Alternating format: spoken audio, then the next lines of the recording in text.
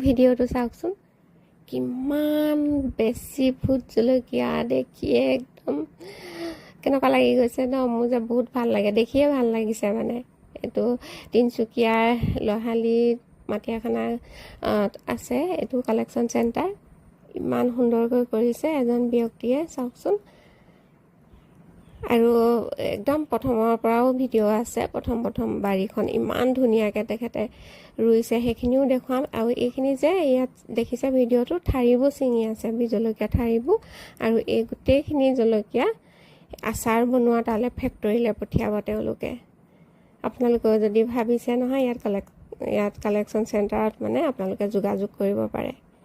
আৰু সেই তেখেতে কৰা এয়া চাওক বাৰীখন চাওক কিমান সুন্দৰ এইবোৰ মানে ফুলি লাগি আছে আৰু এইবোৰ নপকোতেই